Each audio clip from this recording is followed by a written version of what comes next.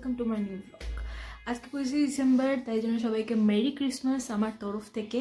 আর আজকে আমি যাচ্ছি চার্চে, আমার এখানকার চার্চে। যারা কলকাতায় আছেন তারা তো অবশ্যই পার্ক স্ট্রিট যাচ্ছেন, আর যেহেতু আমি কলকাতায় নেই তো আমি এখানকার পাশে একটা চার্চে যাচ্ছি। খুব সুন্দর করে চার্চটা সাজায়, তো চলুন রেডি হয়ে নেওয়া যাক ঝটপট। হয়ে গেছি আমি রেডি, আর এখান থেকে এটা পরে নেবো সোয়েটারটা, তারপর যাওয়া যাক। মা কই দেখি, এই যে আমার মা হয়ে গেছে রেডি। আমরা সবাই মিলে চলে গেছিলাম চার্চে, আর যেতে যেতে আর কিছু ক্লিপ নেওয়া হয়নি কারণ প্রচণ্ড ভিড় ছিল। তো চলুন চার্চের সামনে দেখুন কীরকম ভিড়, মানে পুরো ভিড় ছিল চার্চে। এত ভিড় যে সারা ডিব্রুগড়ের লোকজন যেন সেদিনকে চার্চেই চলে গেছে। যদিও এটা প্রত্যেক বাড়ি হয়, এবার এটা নতুন নয়। চলুন তাহলে এবার আস্তে আস্তে চার্চের ভেতরে যাওয়া যাক।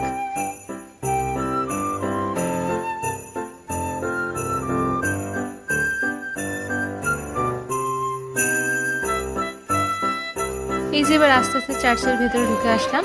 এখানে একটা কিউট ছোট সান্টার সাথেও আমাদের দেখা হয়েছিল। সান্টার থেকে আমি একটা চকলেটও পেয়েছিলাম।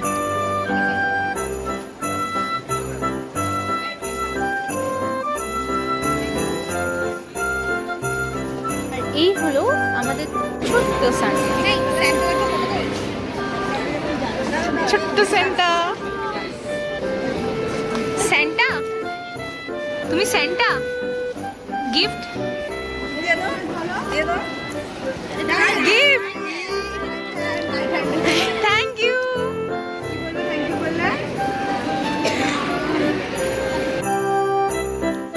ভিডিওটি না কেটে আপনারা অবশ্যই পুরোটা দেখবেন, আর ভালো লাগলে লাইক কমেন্ট সাবস্ক্রাইব করে দেবেন। নিচে সাবস্ক্রাইব বাটন আছে, সাবস্ক্রাইব বাটনে অন ক্লিক করে আপনারা অল নোটিফিকেশনটাও অন করে দেবেন, তাহলে আমি যা ভিডিও আপলোড করবো সবার আগে আপনাদের কাছে নোটিফিকেশন পৌঁছে যাবে।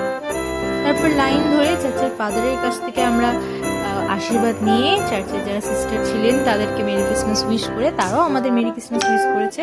এই সব কিছু কমপ্লিট করে আমরা আস্তে আস্তে বাইরের দিকে বেরিয়ে আসি।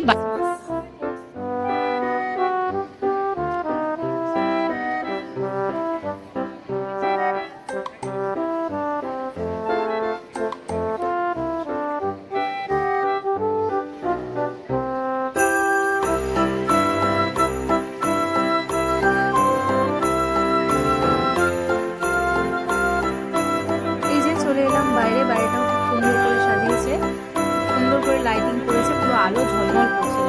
আর লোকজন তো আছেই, ভিড় প্রত্যেকবারের মতো এবারও।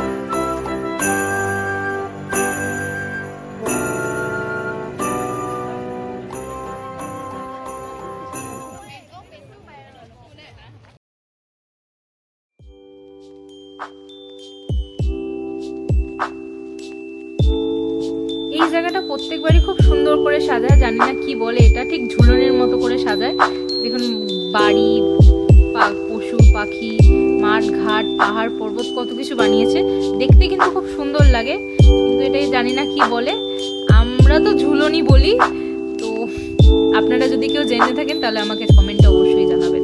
পাশেই ফতে ফোয়ারা হতে জল পড়ে, মানে এই ফোয়ারাটা দেখে আমার ওটাই মনে পড়েছিল, তাই জন্য বললাম ফতে ফোয়ারা হতে জল পড়ে।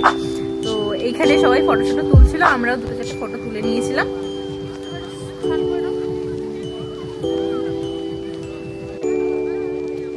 চলুন এবার আস্তে আস্তে বাইরের দিকে যাওয়া যাক। পেটে তো টানও লেগেছে, কিছু তো খেতে হবে।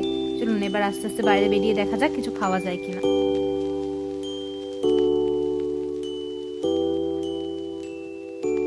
ও মা, কোথায় খাইতে নিয়ে যাবো আজকে? দেখা যাক কোথায় যাই। তুমি খাওয়াবে তো? হ্যাঁ সেটা বলতে খাওয়ার দরকার, খাবি কে খাওয়ানো দেখার দরকার। তুমি খাওয়াবে তো? কো না হ্যাঁ, খাওয়ার তুমি কোথায় গেছিলা? চার্চে গেছিলা? এই চার্চের ফটো শেয়ার করবে না বন্ধুদের সাথে? অবশ্যই হ্যাঁ শেয়ার করবা।